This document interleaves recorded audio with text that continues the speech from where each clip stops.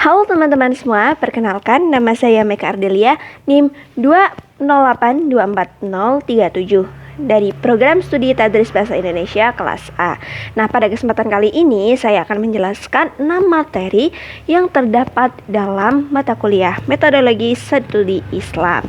Nah, yang pertama itu ada materi tentang pengantar metodologi studi Islam. Nah, dalam studi Islam itu merupakan kajian ilmiah dan dinamis terhadap ajaran dan realitas umat Islam.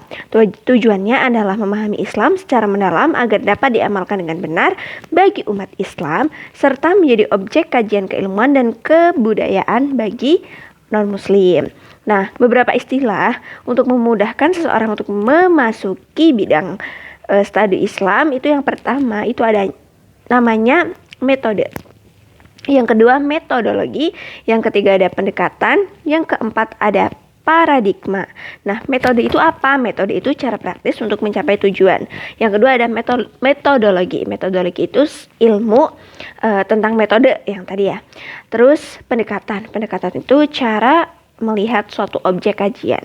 Paradigma itu kerangka berpikir konseptual yang mencakup nilai. Nah, ada juga yang namanya urgensi. Itu yang mempelajari metodologi studi Islam. Yang pertama itu kondisi problematis umat Islam. Yang kedua dinamika globalisasi. Yang ketiga ada yang namanya peningkatan iman dan juga takwa. Yang keempat ada pembentukan kepribadian Islami. Yang terakhir ada memperkaya kawasan dan pengetahuan. Lalu selanjutnya itu ada aspek sasaran studi Islam. Nah, yang pertama itu ada aspek keagamaan. Yang kedua ada aspek keilmuan. Nah, aspek keagamaan itu apa? Aspek keagamaan itu berorientasi pada pemahaman Al-Quran dan juga hadis. Untuk aspek keilmuan itu pendekatannya itu secara kritis, empiris dan historis. Nah, pertumbuhan studi Islam dulu dan sekarang itu yang pertama ilmu kalam. Nah, ilmu kalam ini berkembang pada masa Abbasiyah terutama oleh Mu'tazilah dan Asy'ariyah dipengaruhi oleh filsafat Yunani. Yang kedua itu ada usul fikih. Usul fikih itu dimulai oleh Imam Syafi'i melalui Ar-Risalah menjadi sistem filsafat hukum Islam yang dinamis dan dapat dikembangkan secara rasional. Yang ketiga itu ilmu hadis. Nah, ilmu hadis ini mulai dibukukan secara resmi pada masa Khalifah Umar bin Abdul Aziz melalui perintah-perintah untuk mengumpulkan hadis. Terus yang terakhir itu ada ilmu tafsir, dimulai sejak Nabi Muhammad SAW menafsirkan Al-Quran. Nah, ini tuh berkembang melalui ada tiga. Yang pertama itu masa Nabi dan sahabat, itu secara lisan. Terus masa penulisan hadis itu abad 1 sampai 2 Hijriyah. Terus yang ketiga itu ada masa kodifikasi tafsir abad 2 ke atas. Seperti itu ya. Nah, lalu materi yang kedua itu tentang sejarah pertumbuhan dan perkembangan studi Islam di dunia. Nah, yang pertama itu periode klasik. Periode klasik ini mulai dari 610 sampai dengan 1250 Masehi. Nah, masa kejayaan Islam sejak Nabi Muhammad hingga Abbasiyah itu ditandai oleh kemajuan ilmu pengetahuan, terus pemerintahan dan juga kebudayaan. Nah, ini periode klasik.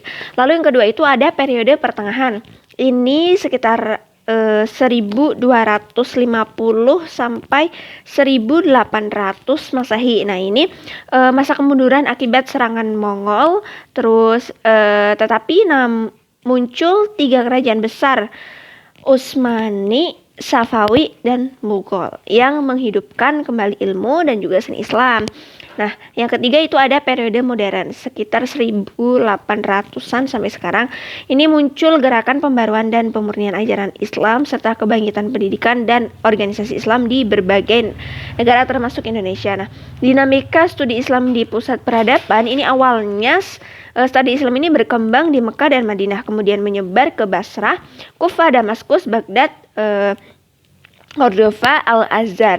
Nah, memasuki materi yang ketiga itu agama dalam kehidupan manusia. Nah, agama itu merupakan pedoman utama dalam kehidupan manusia, berfungsi sebagai sumber nilai moral, spiritual, dan sosial yang mengatur perilaku individu serta menjaga keharmonisan masyarakat. Nah, agama itu memiliki fungsi edukatif, penyelamat, dan juga pengendali sosial yang membantu manusia mencapai keseimbangan lahir dan juga batin. Nah, selain itu, agama berperan penting dalam pembentukan norma sosial dan juga identitas budaya suatu bangsa. Melalui ajarannya, agama itu menanamkan nilai kesopanan, kejujuran, dan juga solidaritas sosial yang memperkuat ikatan masyarakat. Nah, agama juga turut melestarikan budaya lokal melalui ritual dan juga tradisi keagamaan.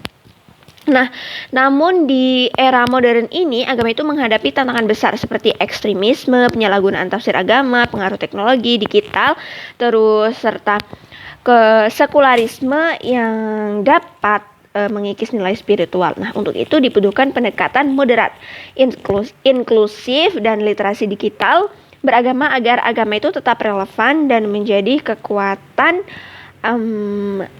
pemersatu bangsa begitu ya. Secara agama itu harus tetap dijaga perannya sebagai sumber kedamaian, motivasi, dan juga moralitas. Nah, bukan sebagai alat perpecahan begitu. Lalu materi yang keempat itu tentang pengertian dan juga pembahasan karakteristik dimensi ajaran Islam. Nah, Islam itu seperti yang tadi saya sampaikan adalah agama yang ajarannya itu berpedoman pada Al-Quran dan juga hadis, serta terdiri atas 4 dimensi utama, yakni akidah, ibadah, akhlak, dan juga muamalah. Nah, akidah itu apa? Akidah itu menjadi dasar keimanan. Ibadah itu merupakan bentuk ketaatan kepada Allah. Akhlak menjadi pedoman moral dalam berperilaku. Terus muamalah itu mengatur hubungan sosial, ekonomi, dan juga politik. Nah, pemahaman antara karakteristik dan dimensi ajaran Islam itu dipengaruhi oleh 4 faktor utama. Yang pertama itu pengaruh sosial, pengalaman pribadi, kebutuhan manusia, dan juga proses berpikir rasional. Baik teman-teman semua, memasuki materi yang kelima yaitu tentang penelitian agama dan keagamaan. Nah, penelitian agama itu kajian terhadap ajaran ataupun doktrin agama ya yang bersumber dari wahyu dan bersifat absolut. Sedangkan penelitian keagamaan itu berfokus pada perilaku, pemikiran, serta praktik keagamaan umat dalam kehidupan sosial yang bersifat relatif dan dapat berubah sesuai konteks budayanya. Nah, penelitian agama ini tidak meneliti kebenaran teologisnya, teman-teman, tapi bagaimana ajaran agama ini dipahami dan dijalankan oleh manusia dalam realitas sosial, begitu. Lalu masuki materi yang terakhir yaitu tentang pemikiran Islam universal, eksklusif, dan inklusif serta relevansinya. Nah, ajaran Islam ini mencakup seluruh aspek kehidupan, baik spiritual, sosial, politik, lalu ada budaya. Nah, prinsip rahmatan lil alamin ini menjadi dasar bahwa Islam itu hadir untuk membawa kedamaian dan keadilan bagi semua makhluk.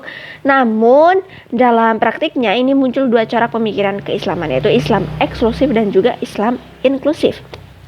Nah, Islam eksklusif ini bersifat tertutup, menolak perbedaan dan cenderung menimbulkan fanatisme sempit. Sebaliknya, jika Islam inklusif ini bersifat terbuka, toleran, dan menghargai keberagaman sebagai bagian dari kehendak Allah. Seperti itu, teman-teman. Nah, itu beberapa materi yang dapat saya sampaikan. Kurang lebihnya mohon maaf.